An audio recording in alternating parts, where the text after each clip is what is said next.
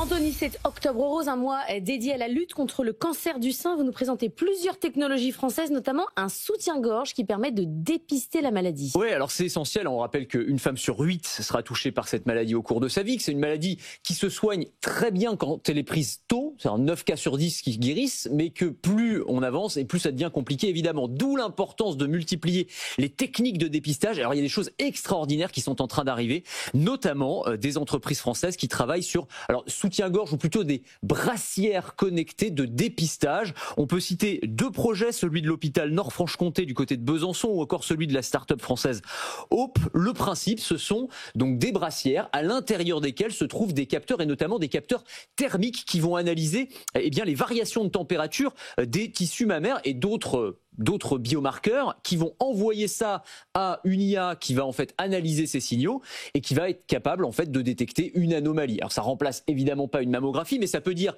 à un niveau très précoce, il y a un problème, il faut aller faire des examens complémentaires. Et c'est ça qui est extrêmement intéressant évidemment, puisque ce genre de dispositif, on va pouvoir l'avoir soit chez un généraliste qui vous fait tester ça, pourquoi pas, ou même à la maison, où on pourrait avoir, comme aujourd'hui on a des tensiomètres à la maison pour pouvoir faire des tests directement quand on est chez soi, eh bien on pourrait porter ces soutiens-gorge. Alors l'idée c'est pas de les porter tous les jours évidemment, mais quelques fois dans le mois ou dans l'année pour pouvoir avoir une forme de pré-dépistage du cancer du sein. Et c'est intéressant parce que évidemment il faut aller se faire dépister, faire des mammographies régulièrement, notamment à partir de 40 ans, mais certains ne le font pas, d'où l'intérêt de ce type d'innovation. C'est exactement ça. Alors c'est pour des raisons diverses et variées. Des fois c'est compliqué de trouver des rendez-vous.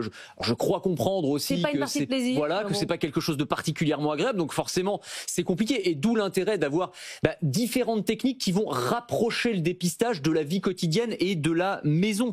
On peut citer aussi une start-up qui était venue pitcher il y a quelques mois. Vous vous en souvenez peut-être. C'était Hope Valley AI qui utilise en fait de l'intelligence artificielle. Ils ont intégré ça dans une application qui est encore en phase de test aujourd'hui, où on va faire en fait un selfie vidéo qui va faire un jumeau numérique du sein et qui va être capable d'analyser les variations, des changements dont on se rendrait pas forcément compte comme ça au quotidien, et qui va envoyer ça vers une plateforme médicale. Ça aussi, c'est une innovation qui est très intéressante. Ça vient aussi régler l'un des angles morts, qui est que les femmes effectivement ont droit à des mammographies. Alors c'est à partir de 50 ans, je crois, tous les 2 ans, mais sauf que, alors oui, c'est ça, c'est peut-être recommandé de le faire plus tôt, mais en tout cas c'est ça. Et sachant que c'est un examen ionisant, on peut pas le faire trop souvent non plus. Donc si on peut avoir un suivi à la maison quasiment au quotidien, forcément c'est très intéressant.